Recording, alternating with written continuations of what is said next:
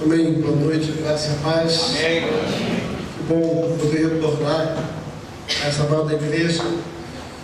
E muito bom quando nós temos alianças, não as alianças que são fruto de algo, mas alianças do Espírito. Quando a gente pode perceber a confiança, louva a Deus, né? A confiança desta igreja, da liderança desta igreja, e nos dá a oportunidade de ministrar numa festa tão preciosa que é o aniversário da igreja. Nós louvamos a Deus por isso. Nossa igreja, ela é instalada ali em São Paulo, próximo ao aeroporto de Congonhas. Nós somos a Comunhão Cristã Verdade e Vida, uma igreja que Deus tem nos dado muita alegria de pastorear, de estar à frente dela. Tem sido um tempo muito precioso. A igreja está vivendo um tempo muito dinâmico. Nós estamos vendo uma grande revolução no nosso meio. No meio dos jovens, então, nós temos tido um grande mover de Deus. Eu gosto, a palavra avivamento, para mim, é uma palavra que parece que a gente está querendo forçar um pouco a barra, porque acho que o avivamento tem bastante coisa para virar avivamento ainda. Mas quando você vê um despertamento espiritual, eu gosto dessa palavra, um despertamento espiritual, uma inclinação para as coisas do Espírito, isso nos deixa muito alegre. A gente vê que Deus está agindo no meio da igreja. E de uma maneira especial, quando nós nos alegramos em relação aos jovens, é porque normalmente os jovens é aqueles que mais têm opções, são aqueles que mais o mundo cerca, né? Pelas suas habilidades, pelas suas capacidades, exatamente por tanta coisa que tem acontecido. E Deus tem nos dado uma alegria muito grande de ver um grande mover de Deus no meio da nossa juventude. Já tem algum tempo que Deus tem despertado os nossos jovens para a oração. É algo tão impressionante. Nós começamos há uns 9 meses atrás, 8 ou 9 meses atrás, um culto de oração às quartas-feiras. Nós tínhamos um curso de treinamento de líderes que era terça e quarta. Em função dessa atividade, boa parte da igreja estava envolvida na atividade, nós não tínhamos culto durante a semana.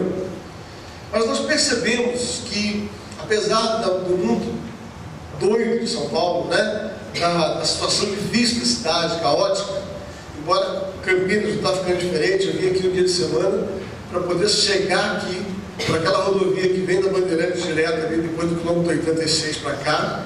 Cheguei aqui, travei, levei 40 minutos para chegar aqui. Então não está tão perto, tão fácil assim não. Tá? Também está bem congestionado o trem aqui.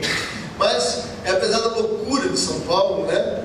Nós estamos bem ali, né? Nós ficamos bem juntinho ali onde você vê sempre, né? Que é a ligação Norte-Sul, Rua 23 de Maio, Washington Luiz, aeroporto de Congonhas. Nós estamos naquela região. Para você chegar é ruim, para você sair é ruim, né? Mas para Deus tudo é bom. Eu gosto de pensar o seguinte, né?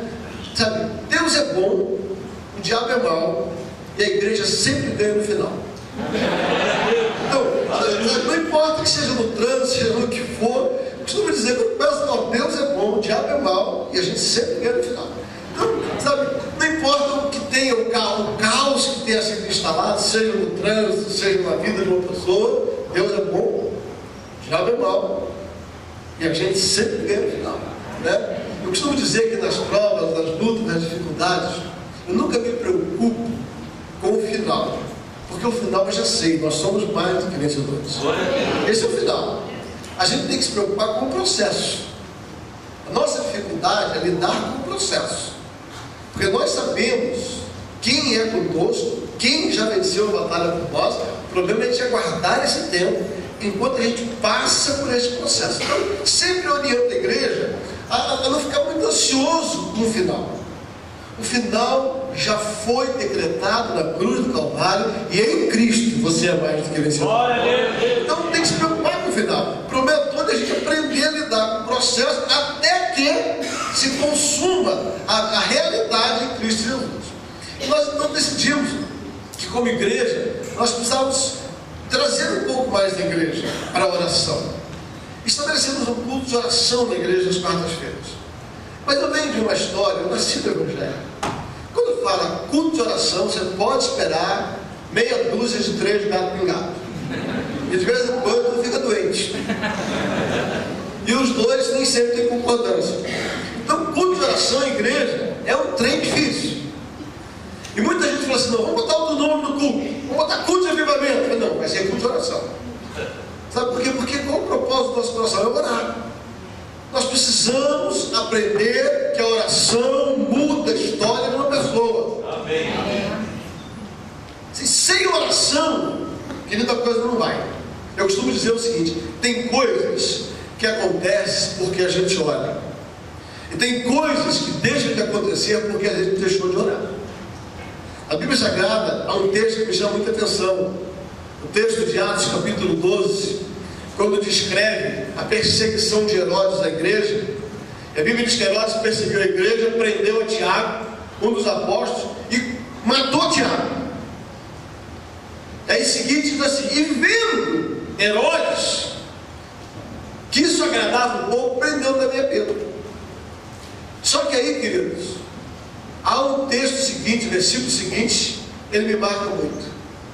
A Bíblia diz: então a igreja orou a Deus por Pedro intensamente. Você conhece o fim da história. Pedro estava preso e de repente a igreja orou intensamente a Deus por Pedro. Você conhece o fim da história. Deus manda um anjo, quebra as cadeias, passa por 3 portões. A Bíblia diz que saindo Pedro da prisão, foi até o lugar onde a igreja estava orando. Deixa eu sentir um negócio para vocês aqui. Tem coisas que acontecem porque a gente ora, tem coisas que deixam de acontecer porque a gente deixa de orar. A impressão que eu tenho é que nesse texto de Atos capítulo 12 é que a igreja estava ali de viver aquele momento de avivamento, de festa, e o diabo perseguiu. Aí prenderam Tiago. A igreja deu aquela relaxada: Jesus é mais que vencedor, está tudo certo, não tem problema. Aí pum, vai lá e mata Tiago. A igreja ficou atenta. Ele prendeu a Pedro, falou: vai matar também, então vamos orar. Eu tenho a impressão de que Tiago morreu porque a igreja orou pouco. Não está escrito, mas eu tenho a impressão disso. Porque a Bíblia diz, não fala que a igreja orava enquanto Tiago estava preso, mas a Bíblia cita objetivamente que quando a igreja entrou no processo de oração por causa de Pedro, Deus mandou um anjo, tirou ele, quebrou cadeias, fez coisas extraordinárias, cegou os guardas, abriu portões e tirou Pedro de lá. Querido, há coisas que não acontecem porque a gente não tem orado. E eu decidi na igreja, chamei esse povo e falei: vai ser um culto de oração. Você vai comigo? Dos 3 nós somos 2. Aí falou: vamos junto. Mas sabe, uma coisa aconteceu, aquelas coisas de Deus, do Espírito Santo. E nós temos 2 filhas jovens, uma de 17 e outra de 24 anos. E a minha filha de 24 anos é meio borboletinha, sabe? Ela vive nos ares assim, voando, sabe? Tudo que fala de Deus, ela vai borboletinha. Ontem nós estávamos numa conferência e a irmã mais velha, já era 11h30 da noite, a irmã mais velha queria ir embora. Falou: pai, eu vou embora. Eu falei: chama a sua irmã. Aí a borboletinha, né, 17 anos, estava lá. Ela falou: pai, não posso lá, está cheio de Jesus lá. Deixa ela lá, está cheio de Jesus. Ela deixa ela aí, minha filha mais nova chorando, né? Cheia de Jesus, escolhida mais velha. Então essa mais nova, ela decidiu assim, ela chamou umas amigas, falou assim: vamos orar na quarta-feira. E começou uma mobilização dos jovens para orar na quarta-feira. Hoje, queridos, hoje, alguns meses depois de iniciarmos, nosso culto de oração às quartas-feiras tem mais de 80 jovens para orar. Não satisfeito com isso, há 1 mês e meio atrás, um dia, 2 jovens procuraram e falaram assim: pastor, nós queremos fazer uma vigília toda sexta-feira. Eu falei: Deus abençoe, eu vou dormir. Mas nós não queríamos orar. Eu falei: vamos arrumar um líder para acompanhar vocês, um doido que ia ficar com vocês aí, entendeu? E eles têm orado toda sexta-feira até 1h30, 2 horas da manhã. Que sabe o que tem acontecido na igreja? Um despertamento espiritual. Algo tem se movido. E eu creio que tudo isso tem acontecido por causa da oração dos santos. Se você observar, todo grande mover de Deus na Bíblia Sagrada foi precedido de um tempo de oração. Até mesmo o grande mover de Atos dos Apóstolos, no capítulo número 2, a Bíblia diz que eles estavam ali no cenáculo orando por 40 dias. quando nós pensamos num despertamento espiritual, quando nós pensamos, vamos botar entre aspas, aquilo que nós queremos chamar de avivamento, nós vamos entender algo, nós precisamos nos voltar para uma vida de oração. E eu quero dar um conselho para você. Não fique pronto para orar somente quando o problema chega. Porque quando o problema chega, a gente ora intensamente. Né? Se a gente começar uma disciplina de oração, isso vira um hábito. Toda tarefa feita sequencialmente, coordenadamente, ela se torna um hábito. Nunca esqueço que eu tinha uma grande dificuldade por não ter sido acostumado a isso na minha infância. Pensa num trem complicado, era passar um tal de fio dental. Escovar dente, tudo bem. Botar aquele troço que arde na boca, tudo bem, mas o fio dental não virava. Eu esquecia, não tinha vontade. Um dia, o dentista falou assim: Djalma, todo dia, se você fizer isso, todo dia, sabe? Faça como se fosse uma tarefa, todo dia, saia sangue, aquele negócio. Queridos, à medida que eu fazendo, aquilo se tornou um hábito. Oração é um hábito que se adquire quando a gente ora todo dia. Meu desejo é que esta igreja se desperte mais ainda para a oração. Amém. Sabe, que haja um mover não só entre os jovens, né? Nessa vigília de sexta-feira passada, eu decidi dar uma espiada na vigília, né? Dei uma de agente secreto. Aí eu falei assim: deixa eu ver como é que está rolando aquela vigília lá no meio dos jovens. E eles começam a orar lá para as 10, eu cheguei para as 11 e pouquinho. E eu cheguei lá, rapaz, tinha uns 6 de cabelo branco com a marca assim lá. Sabe, eles estão contagiando a igreja com esse mover de oração, com aquilo que tem acontecido. Tem sido uma coisa extraordinária dentro disso. Então, louva a Deus por tudo que Deus já tem feito. Eu não creio que esta é uma experiência única nossa da igreja. Eu creio que esta é uma experiência daquilo que o Espírito está fazendo no meio da igreja. Amém. Não é só nós, queridos.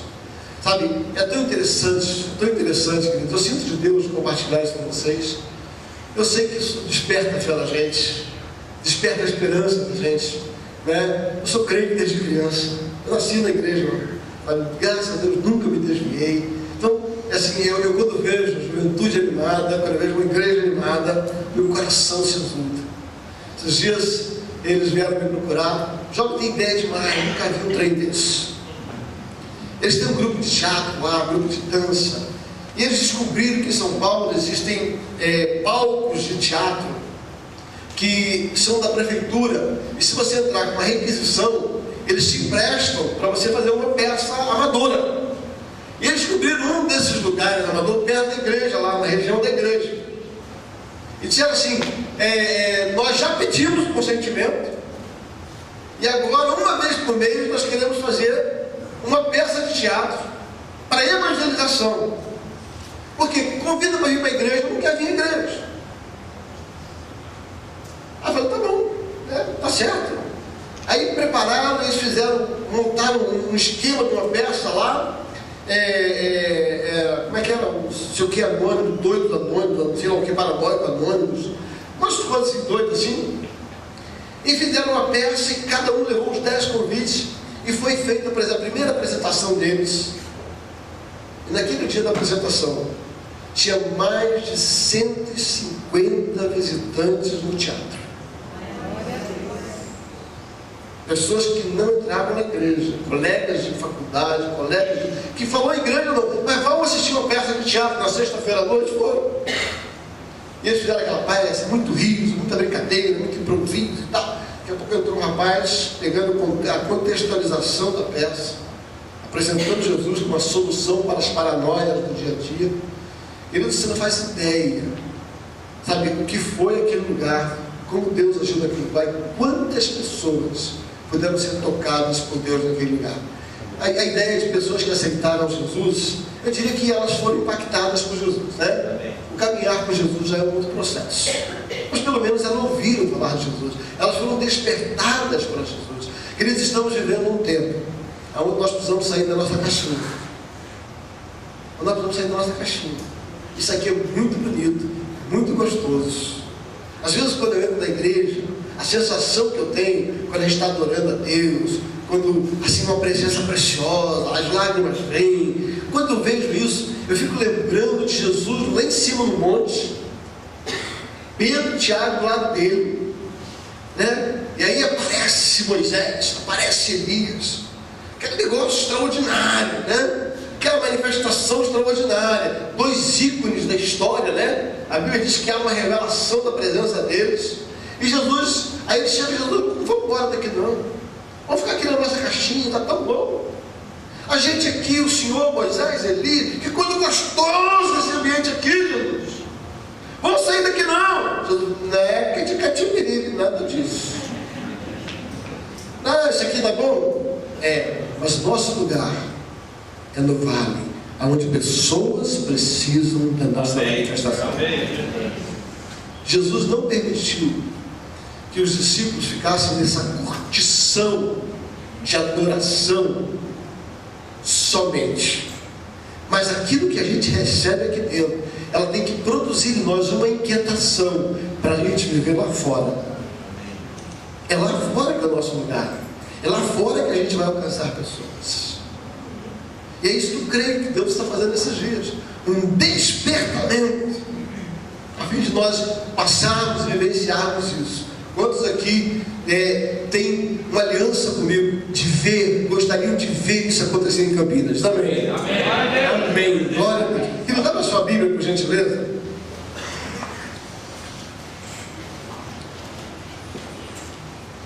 No livro na carta de Paulo aos Gálatas, capítulo número 5.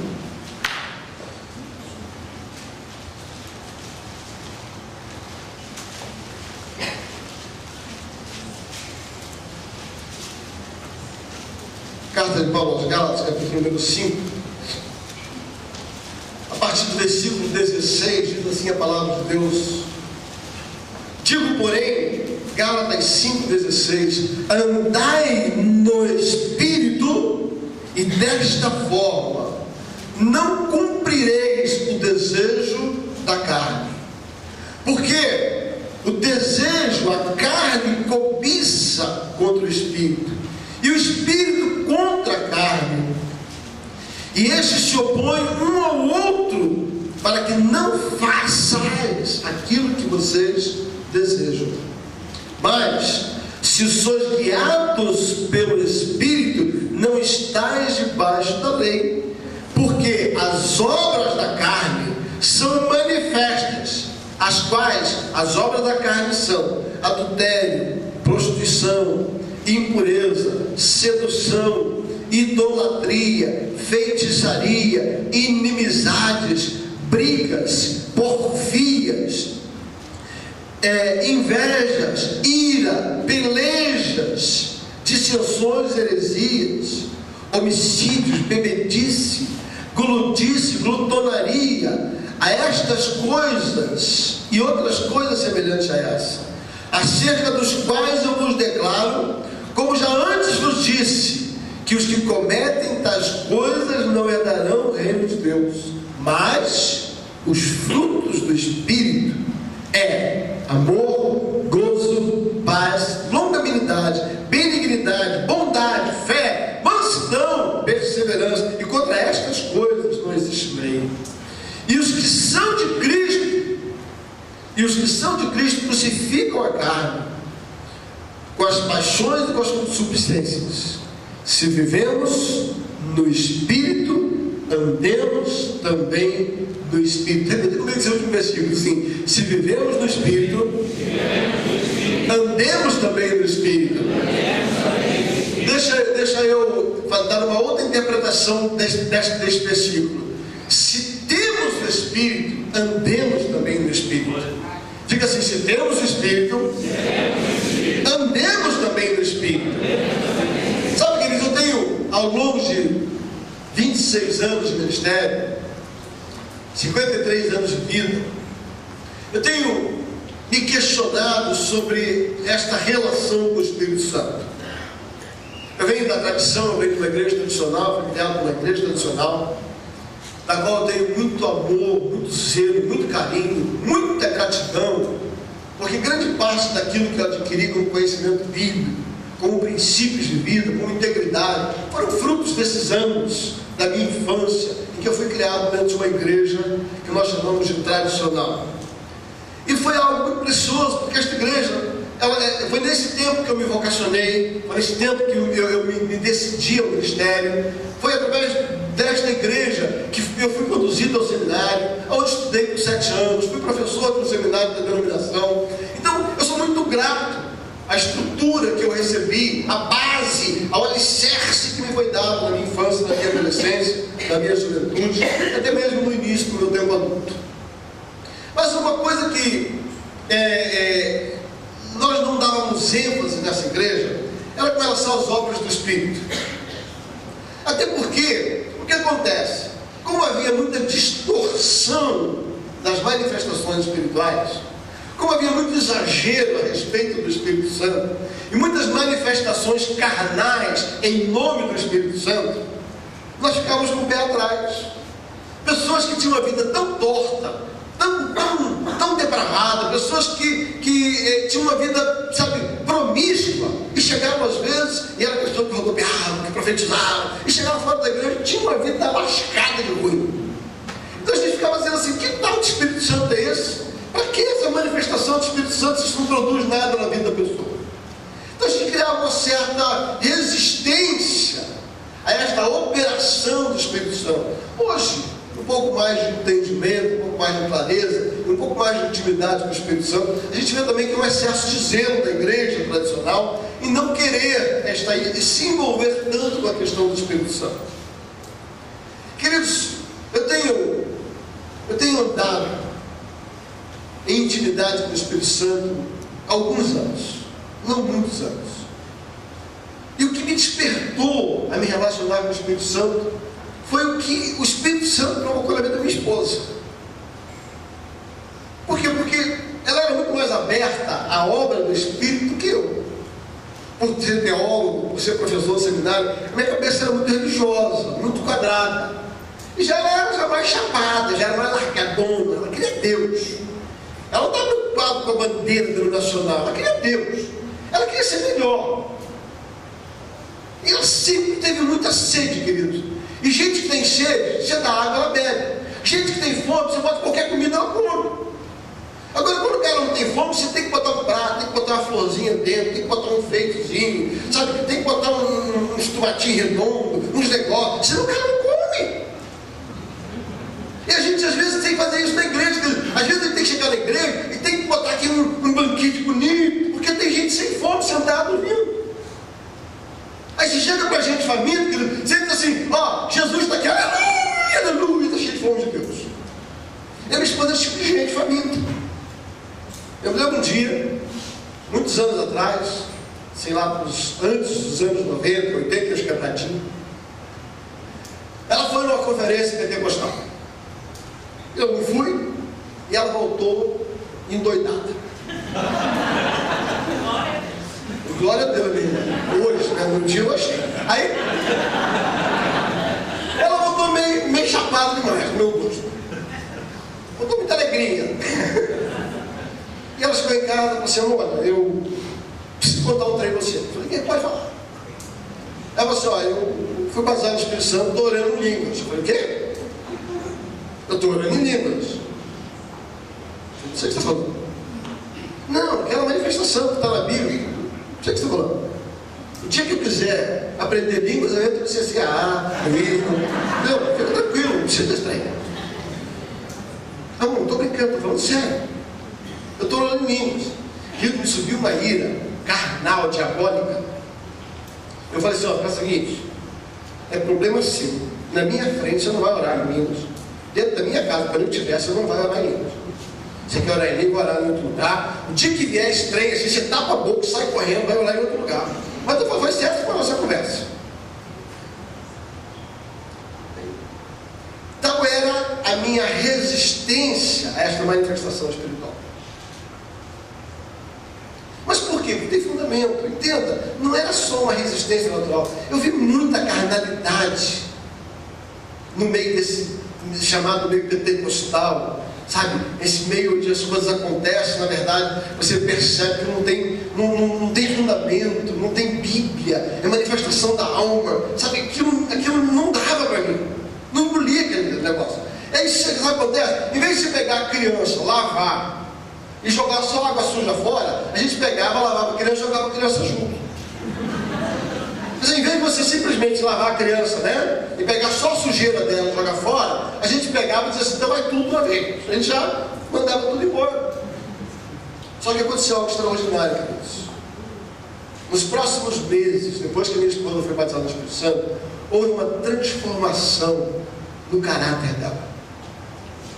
Coisas que ela não conseguia vencer. Nós já estávamos casados há 15 anos. No nosso relacionamento, simplesmente ela começou a fazer de maneira natural. A minha esposa tem um temperamento muito forte, né? Assim, forte de verdade, não é forte de brincadeira não. Forte. Se der uma bobeira, a gente tem que ficar meio longe assim quando ela está irritada. Tem um temperamento forte. E você sabe o que eu percebi, queridos? É que ela começou a ficar mais doce. E eu sei que na força do braço dela, ela jamais conseguiria isso, porque ela já tentou outras vezes. Ela já tinha decidido fazer algumas coisas. Minha esposa tinha não pouca dificuldade de se relacionar com gente. Sabe, assim, nada de muita gente, muita visita, muitas coisas. Assim, aquele é um trem complicado.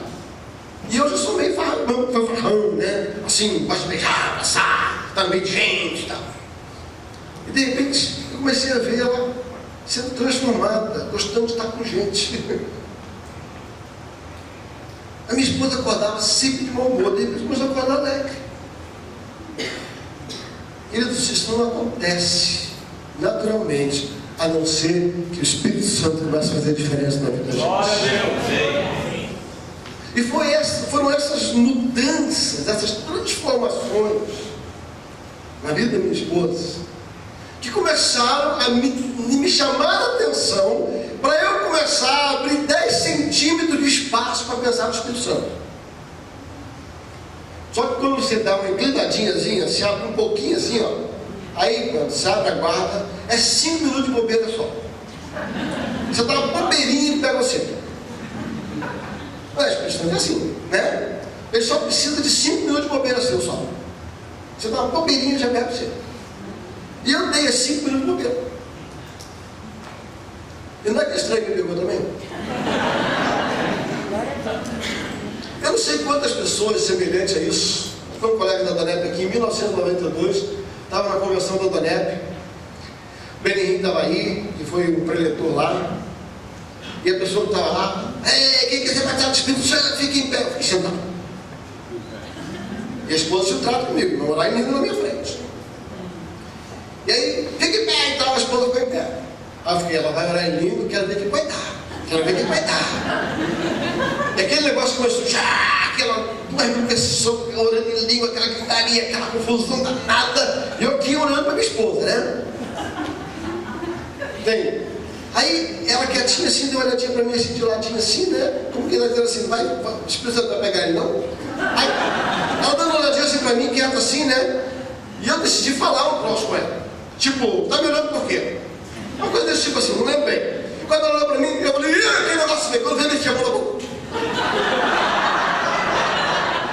Porque começou a subir aquele trem assim, ó. E eu percebi que a minha cabeça não estava com a boca. Sabe quando você quer falar um negócio com a boca não vai junto? Eu percebi que aquele trem começou a subir, eu meti a mão na boca assim, a mão que foi.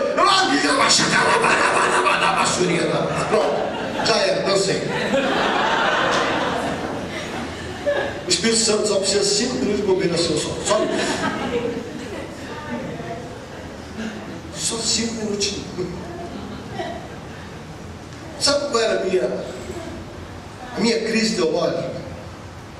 Minha crise teológica é o seguinte: como um bacharel em teologia, eu sabia que ao aceitar Jesus, por herança, eu recebi o Espírito Santo, por direito.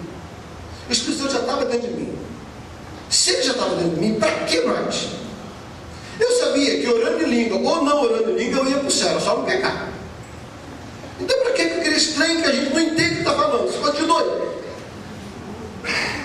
Se tem um negócio para mim que é coisa de doido, é orar em línguas. Você fala, nem você entende o que você está falando. É um troço de fé. Até que um dia alguém falou assim: a mesma fé que te leva a ser doido para entender que Jesus existiu e creu e morreu por você, é a fé que você tem que ser doido para se orar em língua. Porque é a mesma dimensão de fé. São duas coisas que você não viu, só te falaram que existe. Ou você crê nelas, ou você não crê nelas. E aquela história do Espírito Santo habitar em mim, eu disse: não preciso mais que essa experiência. Mas agora, depois de alguns anos, eu tenho descoberto que na vida cristã nós temos pelo menos 3 grandes experiências com o Espírito Santo. 3 grandes experiências com o Espírito Santo. E quando Deus começou a me despertar a respeito disso, eu comecei a pensar nisso, me vieram alguns exemplos. E o mais recente aconteceu comigo muito simples, quando Deus começou a me dar uma maneira de ensinar sobre isso. Há um ano atrás, mais ou menos 1 ano e meio atrás, eu cheguei em casa, voltei de uma viagem, e eu ganhei um presente. Uma pessoa chegou a me dar uma caixinha, e uma pessoa me deu um iPod. E chegou para mim e falou assim: ó, isso aqui é não sei quantos giga, terabyte, night, tá? Eu sou um treino desse negócio. Entendeu? Eu sou um cara que ainda estou na era da datilografia. Eu sou aquele amante à moda antiga, que ainda leva flores. Sabe? Então, aí ele me deu um troço desse aqui, bonitinho, fechadinho, e começou a dizer: isso aqui resolve sua vida, como pastor, porque isso aqui tem não sei quantos gigas, que não sei o que você aperta, você bota sermão, ele pega teu e-mail, você tira foto, você filma, você guarda, você faz, não sei o que você não precisa mais, você sabe o que, você tem agenda aqui, você não precisa usar mais papel, e fez uma propaganda e me deu. Deve ter gastado fortuna naquela época. Eu fiquei muito feliz com isso. Cheguei em casa e minha filha surtaram. Pai, falou isso aqui. E havia tanta propaganda no negócio que eu falei: o negócio é bom mesmo. É lógico que todas elas queriam meter a mão e levar. Mas eu falei: não, é meu, eu ganhei. Querido, esse iPod ficou 1 ano na gaveta.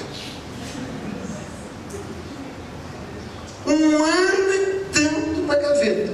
Sabe por quê? Porque um dia eu tentei mexer, o trem complicado. Eu mexia, eu não entendia. Apertava o botão, voltava, apagava. E mexia não sei o que, queria tirar foto, não conseguia, aparecia, abria, fechava. Eu tentei, eu não conseguia entender o negócio, engavetei. Guardei, mas não preciso disso para viver.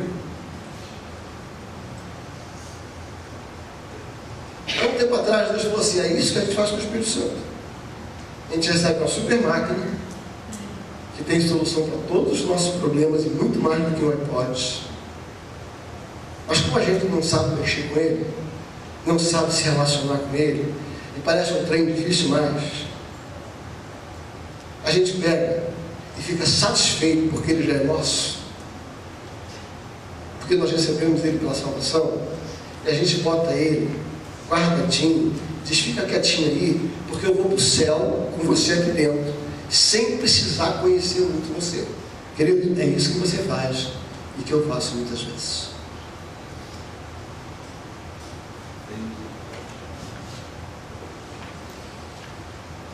Te embolsa o Espírito Santo, deixa ele guardadinho, porque a gente não precisa dele, além do fato de saber que ele já está em nós. Quando você aceitou Jesus, Jesus diz em João capítulo 14: eu vou para o Pai, sabe?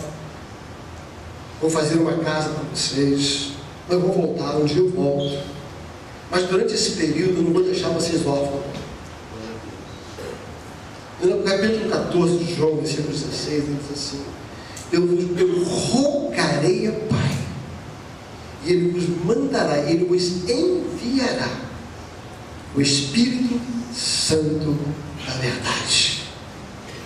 Ele começa a dizer quais são os benefícios que são agregados à salvação quando você recebe o Espírito, quando ele vem para dentro de você. Jesus diz assim, ele é o seguinte, ele vai se tornar o seu consolador. Oh, glória a Deus. O que significa, queridos? Nos momentos maiores lutas e dores da nossa vida, a gente só aguenta porque o Espírito Santo está dentro da gente. Glória a Deus. Nós estamos passando uma situação de família muito interessante, né? Como isso se tornou uma coisa pública, né? Alguns irmãos aqui da igreja sabem. A minha esposa está tratando de um câncer. A gente conversa com câncer e começamos a vasculhar e a mexer e precisou tratar do câncer. E aí o médico prescreveu, tem que fazer quimioterapia, vai cair cabelo, aquela história toda do câncer. E a gente então já criou aquilo, falou, meu Deus, tudo que a gente sabe de câncer, tudo que a gente leu de câncer, daquela história de dor, de dificuldade, de luta. E ela tem se tratado. Falta uma única quimioterapia, o tratamento está acabado, já reduziu 60% do tumor. Já fez uma vasculhação, PET, sei lá das contas, não tem mais nada, só tem aquele tumor localizado. Mas durante esse período a gente chegou à seguinte conclusão: como é que alguém consegue vencer um trem desse sem Deus? Como é que alguém consegue vencer algo desse porte, desse nível de intensidade, mais do que física e emocional? Porque a grande luta é na emoção, porque hoje a medicina é tão avançada que ela já segura, mas as emoções são terríveis. Mulheres, todas vocês aqui, imaginem, olhem para o espelho e se veja careca. Pensa o que é você passar o fio assim, descer aquele chamarmástico de cabelo na mão assim. Misericórdia. Trem complicado. Isso dói na alma. Mas sabe, Jesus disse que é para ir momentos como esses que o Espírito Santo nos consolaria. Eu tenho feito alguns enterros, né, de pais de membros da igreja, até mesmo de membros da igreja. E às vezes do lado da capela tem um outro velório. E a criançada, querido, morreu, fica todo rindo, cantando, dando oração, e brincando, e não sei o que, fazendo culto. E do outro lado, vai embora, e agora, mamãe, papai? Sabe por quê, queridos? Porque quem tem o Espírito Santo tem o consolo. Isso é benefício do Espírito Santo. Mas o Espírito Santo também, Jesus falou que ele não seria só o consolo para os momentos difíceis. O Espírito Santo falou, Jesus falou que ele seria o nosso ajudador. A palavra ajudador é a mesma palavra que é aplicada em Provérbios 31 para mulher adjuntora, auxiliadora. É a mesma palavra. A mesma palavra de Provérbios 31 fala sobre a mulher virtuosa, adjuntora. É a mesma palavra do ajudador. Significa o seguinte, queridos, que desde o instante que você recebeu o Espírito Santo por causa da salvação, você não está mais sozinho. Vai ter sempre alguém te ajudando. Vai ter sempre alguém te ajudando. É só você chamar e ele te ajuda. Mas a Bíblia também fala que ele vai ser aquele que vai nos lembrar dos nossos erros, dos nossos pecados. Ele é aquele que vai nos lembrar que se você continuar fazendo o que você está fazendo, você vai dar com os burros d'água e a coisa vai ficar complicada. A Bíblia diz que ele que avisa do juízo de Deus. Ele que nos convence do pecado. Eu costumo dizer que o Espírito Santo para mim é como a lâmpada amarela do semáforo de 3 fases. Eu não sei, eu morei em Curitiba, Rio de Janeiro e São Paulo. Um é farol, semáforo, sinaleiro, cada um tem um trem. Mas aquele negócio que está lá, vermelho, amarelo e verde. Para mim, o Espírito Santo é aquela luz amarela. Você está andando, daqui a pouco você vai pisar no precipício, vai te arrebentar, aparece a luz amarela. Não tem nenhum crente que antes de fazer o que é errado, não percebe dentro de si que aquilo é errado. Nenhum crente. Só vai daqui para frente, se você quiser. Tanto é que a maioria dos crentes depois tem dor de consciência. O incrédulo lá fora, muitas vezes fala que está nem aí, está cauterizado. A Bíblia fala sobre a mente cauterizada, endurecida. Mas o cristão não tem a mente cauterizada. Ele tem o Espírito Santo que nos lembra de todas as coisas. Ele, se eu fosse contar aqui quantas vezes eu já andei, já estava andando para cair esse precipício. Aí a luz amarelinha apareceu, eu pensei assim, não vale a pena. Me lembro de uma ocasião, quando jovem, que eu acordei arretado, falei assim, hoje eu vou pecar. Acordei decidido a pecar. Eu era muito bonzinho quando criança, e só tomava na cabeça. Eu tinha um irmão que aprontava tudo. Ele era bonzão. Eu era bocó, ele era bom. Eu era bom, ele era bocó. Ele era ruim, ele era bom. Eu falei, então eu vou ser ruim, mas ser bom. Acordei um dia, arrumei o cara mais pirado que eu tinha. Falei, cara, hoje eu quero pecar, eu quero tudo errado. Tem certeza? Eu tenho. Falei, tá bom, então vamos aprontar. Sexta-feira, foi o seguinte, 11 horas da noite, eu quero o esquema todo. Menti pro meu pai por janela, aquela história toda, quem vai pegar mesmo? Aí saí querendo, falei assim, hoje eu vou, não quero nem saber da luz amarela, posso romper esse troço aqui? Eu vou ter uma festinha e tal, vou ter uma festa lá, mas antes ele tem que fumar um cigarro. Tá falando comigo mesmo. Botei aquele troço na boca. Falei, não, esse negócio não, cigarro nenhum. Aí chegou numa festa e deu um copo de chope. Aquele negócio geral, pega com a boca. Me parei, eu vomitei.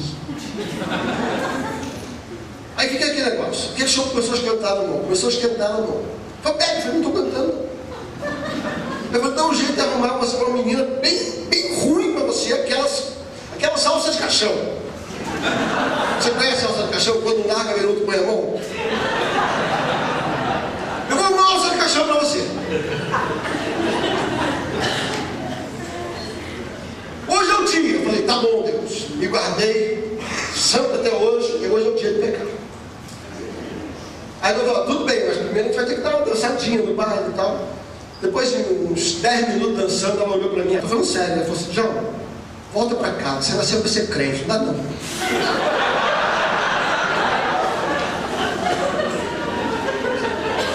Eu falei, você não dá nem quando eu quero pegar, eu consigo. Mas o Espírito Santo é aquela luzinha amarela, que você só vai adiante se você fizer. Ele nos faz lembrar de todas as coisas. Eu poderia citar outros benefícios do fato de ter o Espírito, mas não é nisso que eu quero me firmar essa noite. Essa é só a primeira experiência, e todos nós temos essa experiência e ganhamos esse presente quando aceitamos Jesus. O problema é que a gente pega e para por aí, engaveta o Espírito Santo.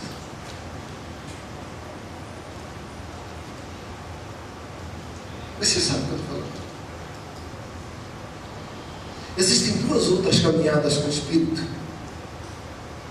que eu vou falar de maneira resumida, só para botar mel na sua boca. E quem sabe outro dia nós vemos com detalhes para conversar sobre cada uma dessas etapas. A segunda experiência que você precisa ter com o Espírito Santo é quando você recebe, é revestido do Espírito Santo.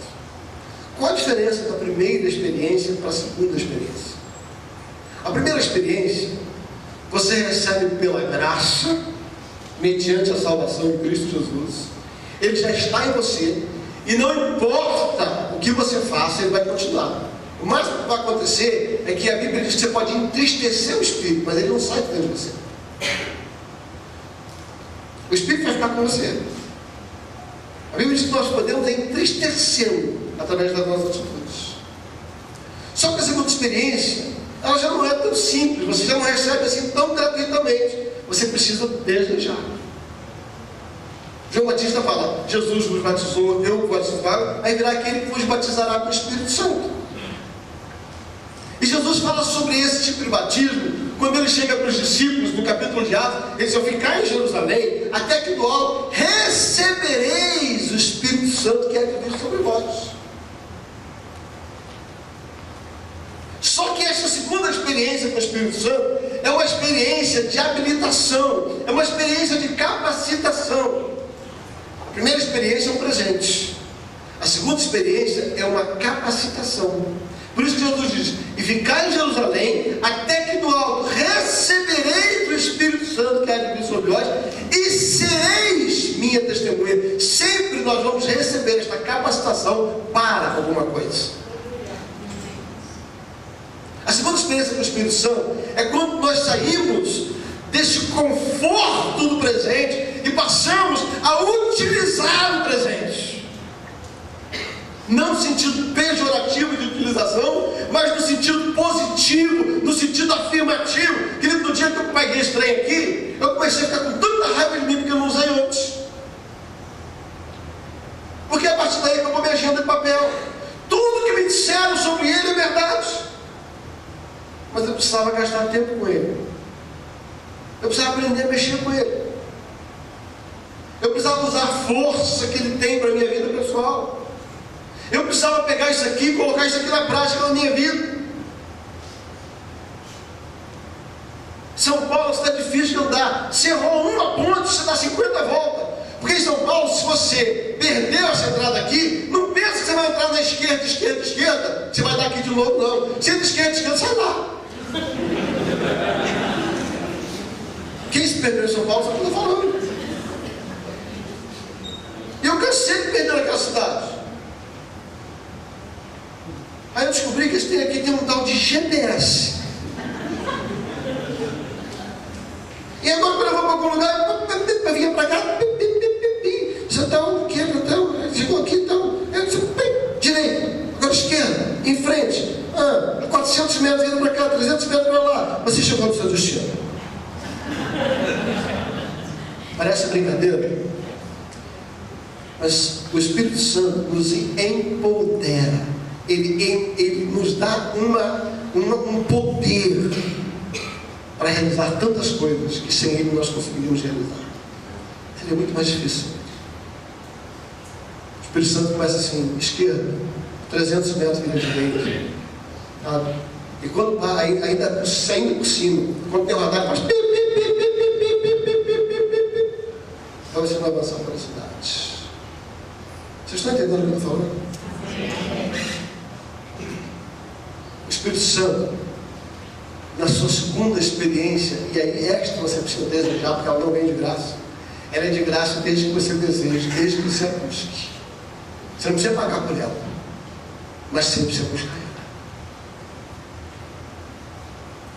A Bíblia diz assim: se nós que somos maus sabemos dar bons presentes aos nossos filhos, quanto mais o Pai Celestial não nos daria o Espírito Santo, se nós o pedíssemos. O Espírito Santo você precisa desejar. Esta segunda habilitação do Espírito Santo você precisa desejar. Você quer ver os benefícios dessa segunda habilitação do Espírito Santo? Esse empoderamento, essa capacitação do Espírito Santo? É só você ler 1 Coríntios 9 sobre os dons do Espírito. E a Bíblia diz que quando você recebe esse Espírito Santo, este segundo encontro com o Espírito Santo, esse empoderamento, é uma palavra portuguesada, me perdoem, né? Os professores do local não existe a palavra, mas esse recebimento de poder, né? Recebereis poder ao descer sobre vós do Espírito Santo. Esse empoderamento, a Bíblia diz que você começa aqui, palavra de conhecimento, palavra de sabedoria, discernimento de espírito, profecia, línguas e tantas outras coisas. Diga assim: a segunda experiência, eu preciso pedir, eu preciso desejar, e quando ela vem, é o empoderamento para realizações.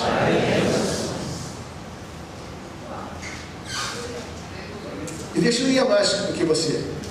Tem muita gente que acha que o Espírito Santo é dado para você ficar habilitado a servir na casa de Deus. Opa, também, mas não só isso. O Espírito Santo, ele também lhe dá habilidades para você viver no mundo.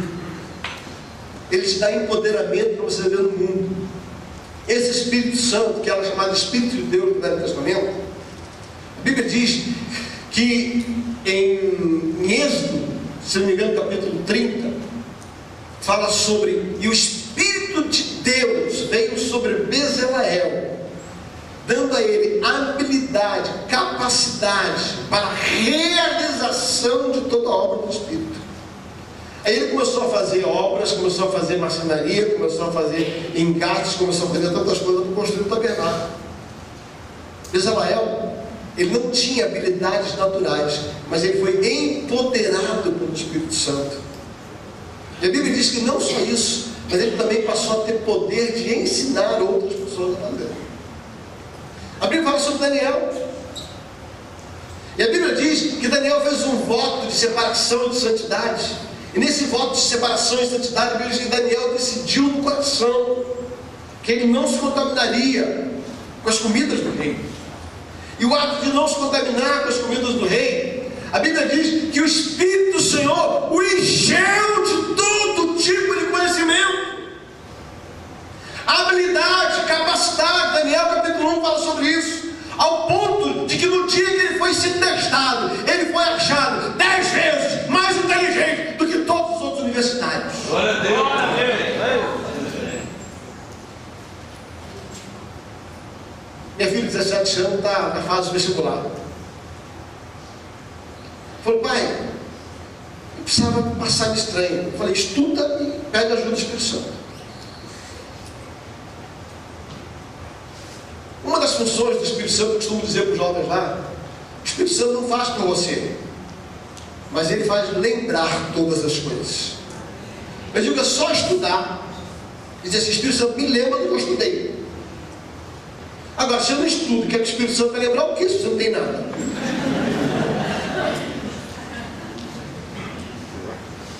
Empoderamento para realizações. O segundo encontro com a pessoa do Espírito Santo, na prática, é você pegar o presente que você recebeu, que já está dentro de você, você decide a começar a vasculhar e utilizá-lo para o seu dia a dia de forma prática. É um empoderamento, é poder para realizações. E eu quero concluir falando sobre o terceiro encontro com as coisas do Espírito e com o Espírito Santo. O terceiro encontro com o Espírito Santo é quando nós não só aprendemos a usar, aprendemos a manusear, nos empoderamos dele, mas quando nós geramos intimidade com ele. Quando eu comecei a tentar usar isso aqui, era um trem difícil. Mas à medida em que eu todos os dias praticava, exercitava, caminhava em comunhão com o meu iPad, o meu iPod, eu passei a entender que ele era importante, e eu passei a não sair mais sem ele. Esse terceiro nível chama-se andar do Espírito. Não é só ter o Espírito, não é só receber o empoderamento, mas passar a andar com ele, passar a se relacionar diretamente com ele. Sabe, queridos, ao longo da minha vida,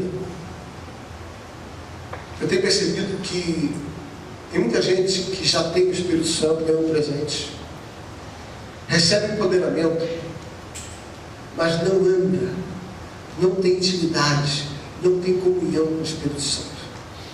Sabe o que acontece? Desfruta dos dons do Espírito, mas não manifesta os frutos do Espírito. Os dons do Espírito você conhece em 1 Coríntios 9. Os frutos do Espírito você conhece no texto que nós vemos, Gálatas capítulo 5. Só que o texto começa assim: andai no Espírito. E se você andar no Espírito, você não cumprirá o desejo da carne. Sabe o que está dizendo? É que você pode ter o Espírito Santo, você pode ser empoderado pelo Espírito Santo, mesmo assim se andar na obra da carne. E mesmo assim você não manifestar os frutos do Espírito. Por isso que a Bíblia diz: andai no Espírito, mas as obras da carne são impureza, imundície, briga, porfia, encrenca, inveja, glutonaria, bebedice e tudo mais. E depois assim: mas as obras do Espírito são para aqueles que andam no Espírito. Esses são amor, paz, longanimidade, benignidade, perseverança. E o texto termina assim: se temos o Espírito, se possuímos o Espírito, andemos também no Espírito. Glória a Deus.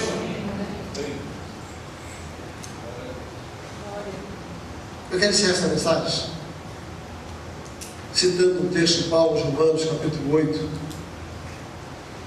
Se não me engano, versículos número 5. Abre sua Bíblia, por gentileza.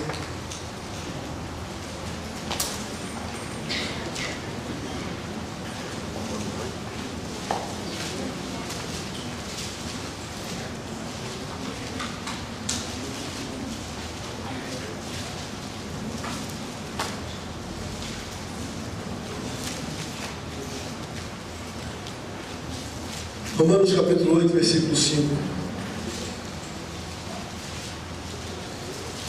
Diz assim: porque os que são segundo a carne inclinam-se para as coisas da carne, mas os que são segundo o Espírito se inclinam para as coisas do Espírito.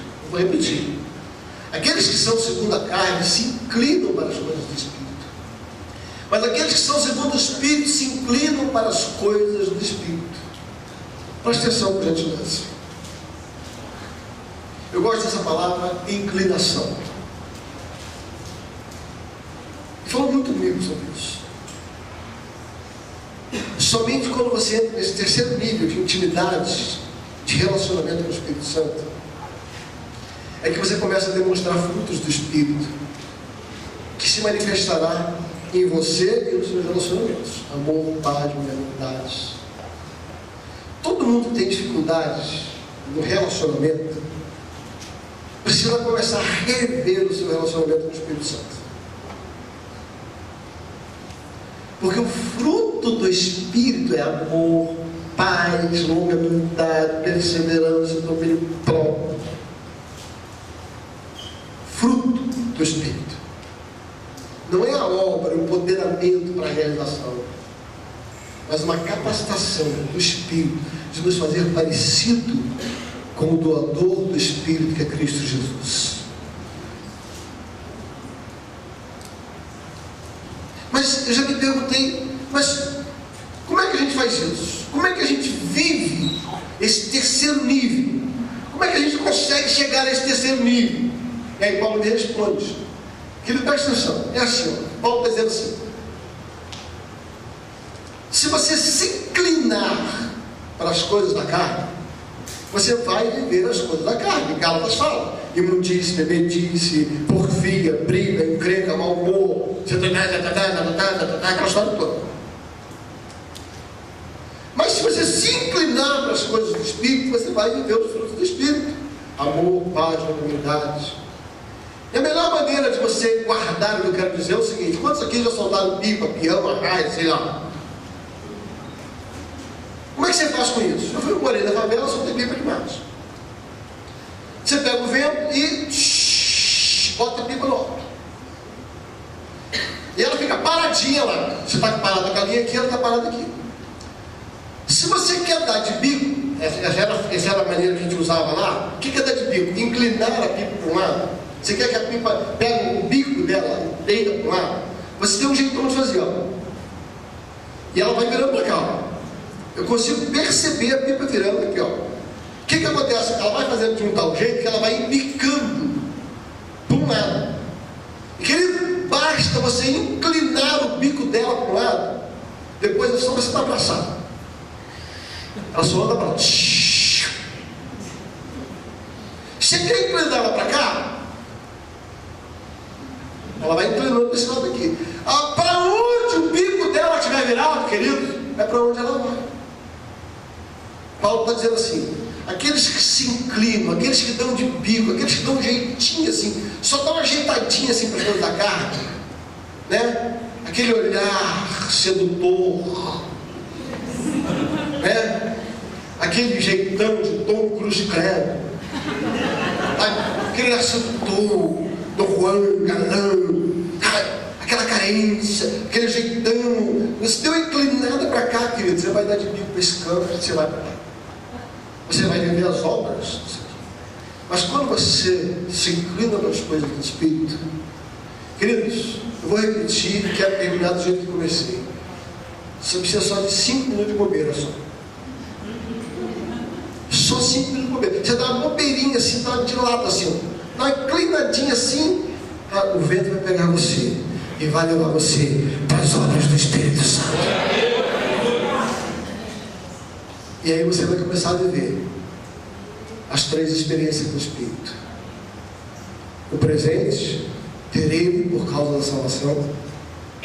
O empoderamento, quando você começa a estudar sobre ele e ser capacitado para. E a intimidade, a convivência, a comunhão que vai gerar em você e em mim as obras do Espírito. E nós vamos nos tornar uma pessoa melhor quando vivemos as 3 experiências do Espírito Santo. Fique em pé, por gentileza. Glória a Deus.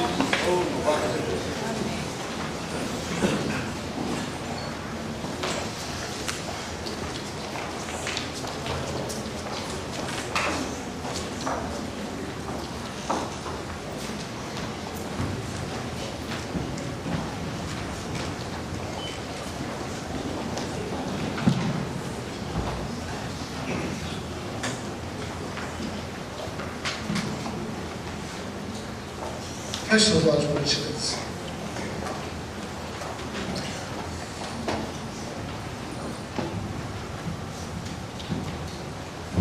Eu não sei em qual fase da sua caminhada com o Espírito você está. Se você um dia entregou sua vida a Jesus, você já recebeu o presente do Espírito Santo. Mas esse presente só recebe quem um dia entregou sua vida para Jesus. No início do culto, foi perguntado se havia algum visitante. Pelo que consta, nós não temos ninguém que está aqui pela primeira vez. Talvez esse apelo não faça sentido, porque se não temos visitantes, todos são pelo menos familiarizados com a igreja. Mas eu não vou deixar de fazer esse convite. Se você precisa desse presente, que é o Espírito Santo em você, você só vai conseguir entregando a sua vida para Jesus. Não tem jeito, querido. Não tem como passar pela labuta da vida sem a ajuda do Espírito Santo, do Consolador, o amigo. E você recebe ele quando você toma uma decisão, entrega a sua vida para Jesus. Talvez você tenha vindo aqui outras vezes, mas nunca tomou uma decisão pública de receber Jesus. Quem sabe esta é a noite que você quer fazer isso? Existe alguém no nosso meio que ainda não entregou sua vida a Jesus e gostaria de fazer isso e receber gratuitamente o presente que é o Espírito Santo? É só levantar uma das mãos, eu quero orar por você. Eu não vou pedir para você vir aqui à frente, eu não quero expor você. Mas eu quero orar por você onde você está. Toda a igreja está em oração. Pela lógica, nós não teríamos ninguém, mas eu não posso deixar de fazer essa pergunta. Tem alguém aqui que quer tomar decisão ao lado de Jesus, convidá-lo para ser seu Senhor e Salvador? É só levantar uma mão. Levanta uma das mãos, onde você está. Ok. Então todos já recebemos um presente. Eu quero fazer a segunda pergunta. O que você tem feito nesse presente? Você tem dado uma de bocó que nem eu, guardado ele, engavetado? Ele é muito útil, querido. Ele é muito útil. Jesus disse que nós receberíamos este poder que haveria de ser sobre nós, este empoderamento. E aí então nós teríamos capacitação para ser testemunho. Nós temos um grupo de jovens da igreja que nós estamos preparando eles para um projeto missionário. Querendo Deus, vai ser aqui em Campinas. Uma semana inteira, fazendo um impacto evangelístico na região dessa cidade. E alguns deles falaram assim: pastor, eu queria muito, mas eu não sei falar de Jesus. Eu não consigo falar de Jesus, eu não consigo dar testemunho. Eu falei: é simples. É só receber poder que há de vir sobre vós e ser-me-eis testemunho. A Bíblia não continua assim. O que nos falta para testemunhar é poder, habilitação, capacitação. E talvez nessa noite você precisa de uma visitação especial, desse derramar do Espírito, dessa segunda evidência do Espírito na sua vida, que muda a história da gente.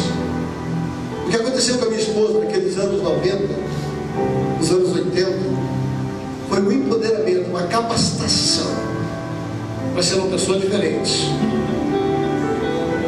Uma coisa tão tremenda, tão extraordinária, que apesar de viver com ela 24 horas por dia, por tantos anos, impactou a minha vida como pastor. Talvez você precise disso.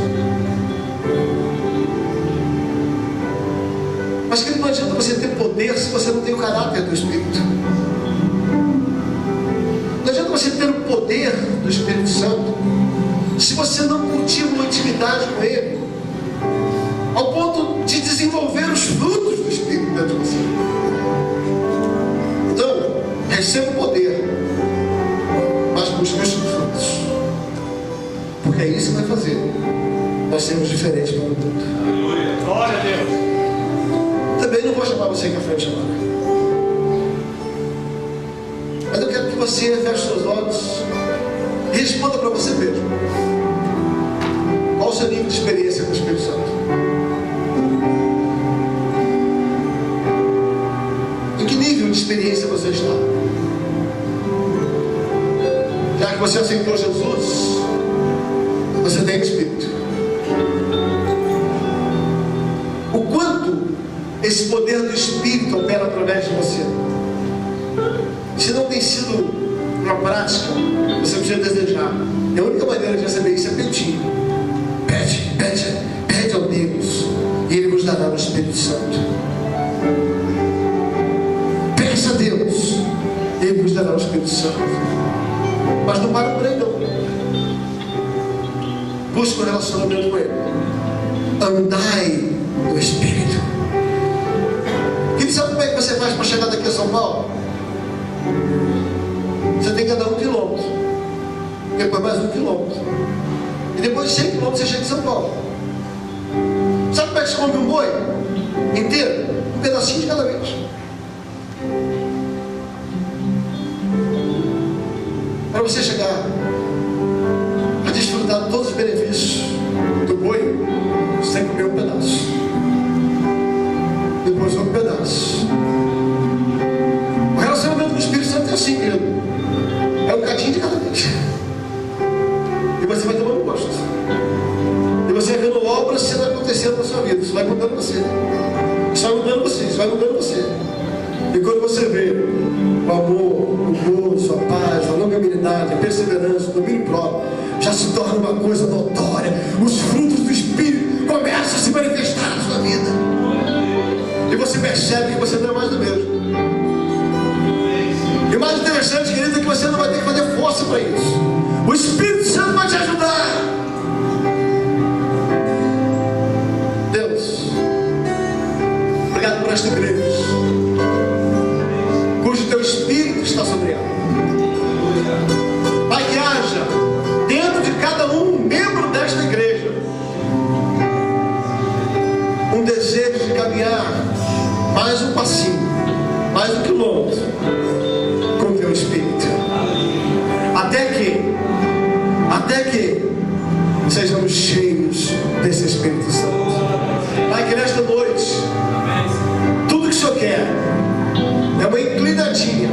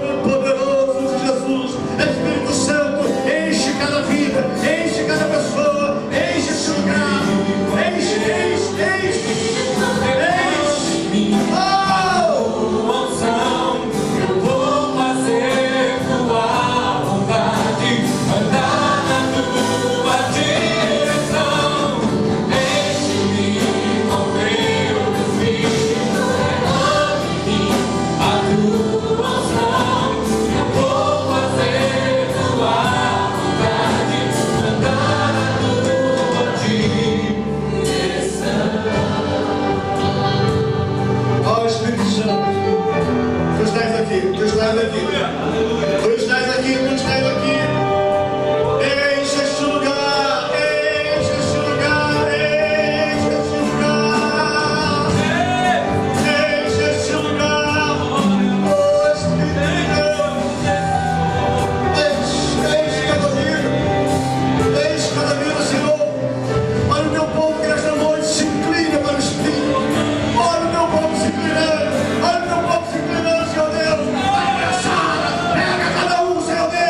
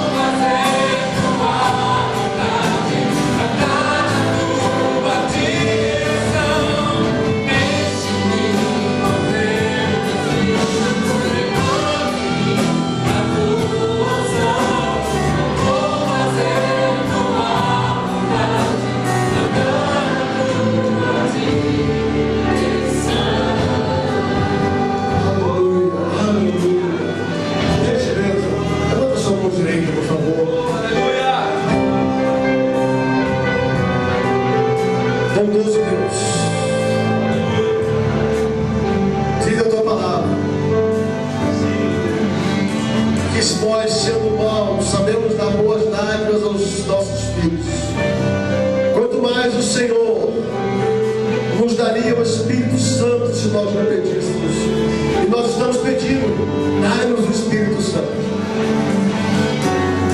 Significa, Senhor Deus, não somente aquele que nos foi dado de presente, mas dai-nos a habilidade de nos relacionarmos com Ele, de desfrutarmos dos benefícios da comunhão com o Espírito Santo e manifestarmos as obras do Espírito, em nome de Jesus.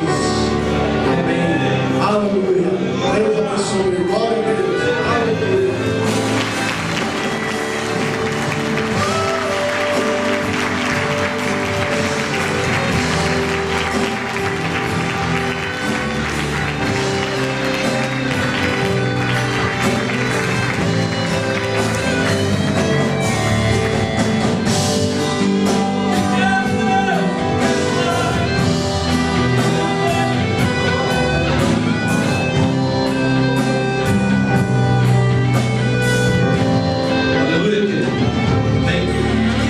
Você dê um abraço pelo menos 3 pessoas, amém? É uma semana